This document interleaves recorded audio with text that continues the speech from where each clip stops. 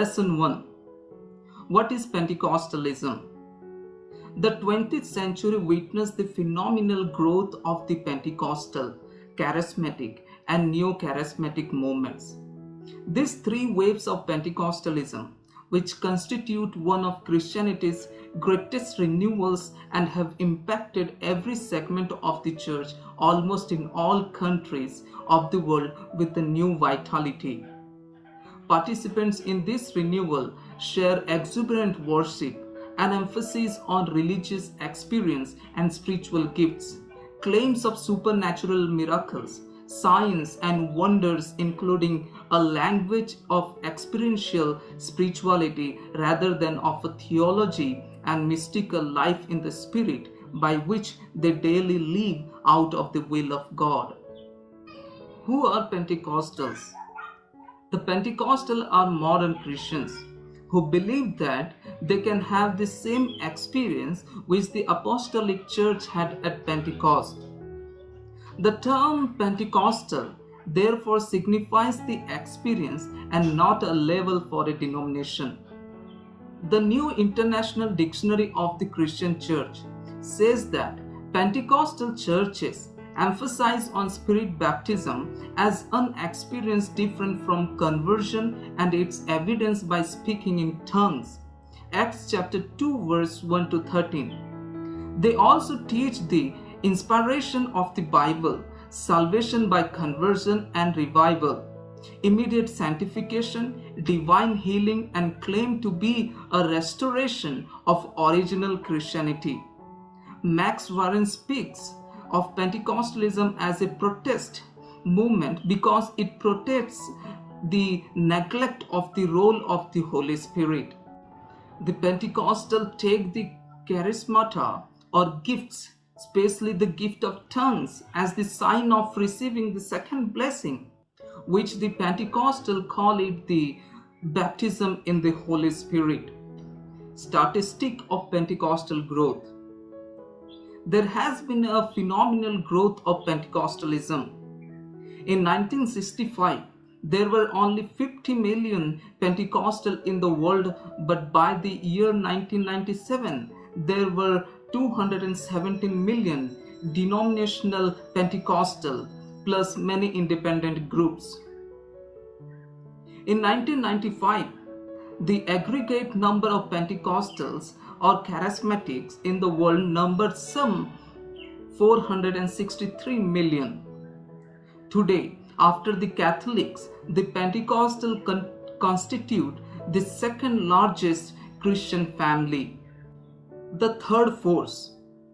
There are three major shifts in the history of the world church in the 20th century.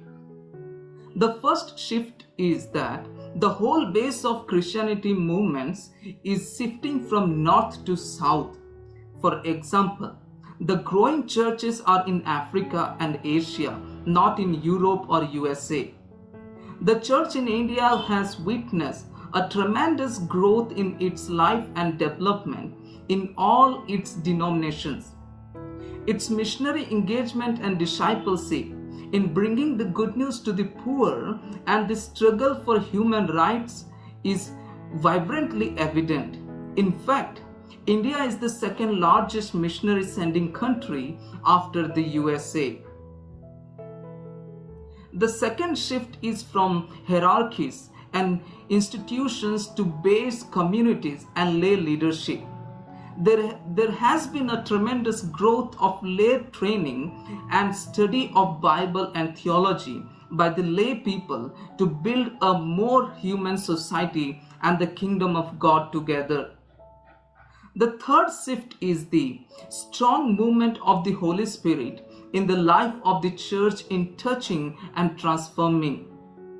The last century could rightly be called the century of the Holy Spirit, with its movements in the church in India 1874, America 1906. This was followed by the charismatic renewal in the traditional churches.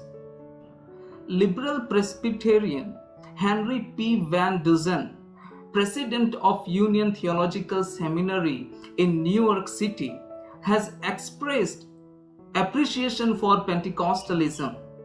In 1958, he referred to Pentecostalism as a third force in global Christianity and the most extraordinary religious phenomenon of our time. Pentecostalism is called the third force, with Catholicism and Protestantism being the other two. This is because of its influence and rapid growth all over the world. 7 distinguishing marks of Pentecostal churches in India. The Pentecostal churches are some of the fastest growing churches in India, especially in the cities and the slums. This is because of 7 distinguishing marks of Pentecostal churches. First, it is transforming agency. The Pentecostal churches, with the emphasis on the life-changing work of the Holy Spirit, offer a lifestyle forming ethos to those who follow the will of God as they seek, knock, and open the doors and ask God to receive all their needs. Second, it tackles the felt needs of the masses.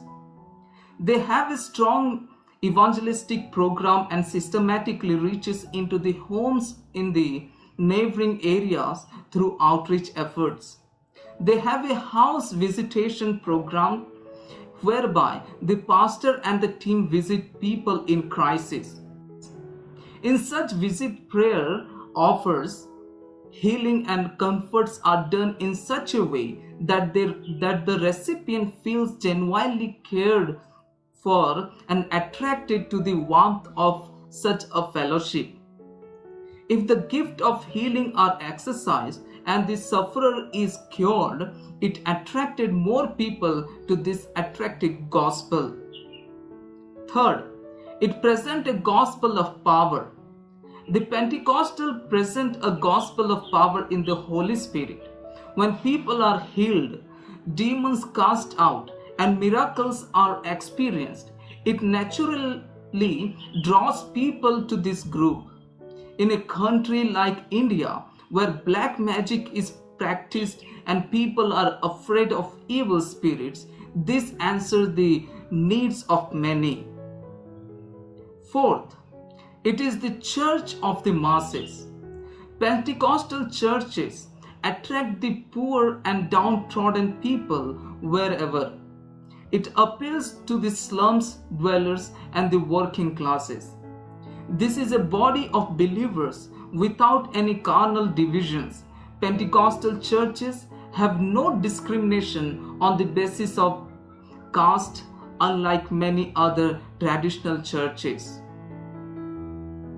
This provides a sense of dignity to the poor who are otherwise without an identity of self-respect. In the church, they are made to feel part of the kingdom of King and to submerge their worries and anxieties in highly emotional singing and praying. With the emphasis of gifts and specially tongues even to all irrespective of status, it gives a sense of equality and worth. Therefore, it touched on the needs of the people in terms of belongingness and identity.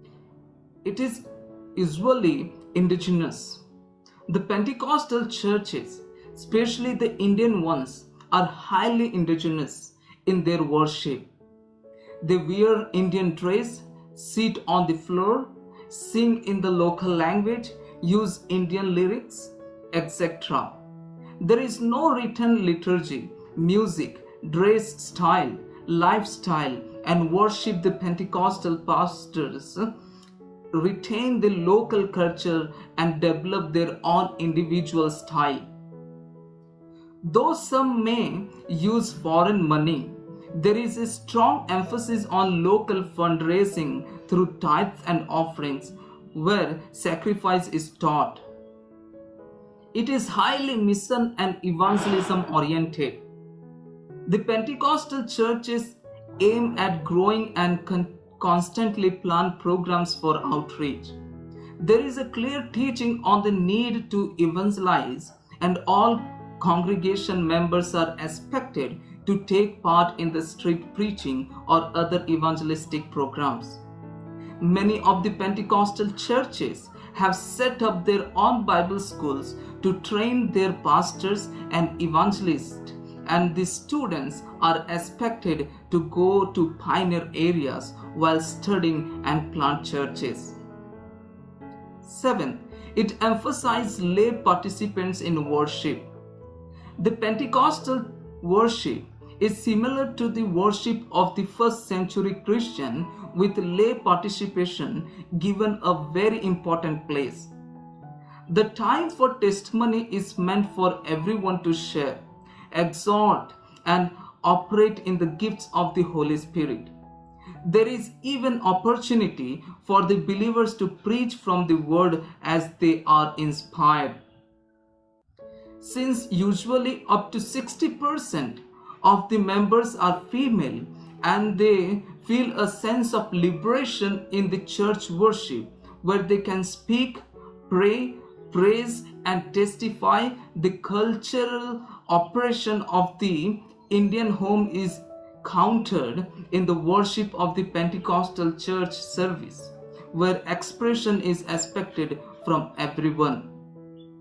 The identification of the church leadership with the lay people have helped towards this, since the pastors have no clergy, vestments, and dress like the other members and live a simple lifestyle.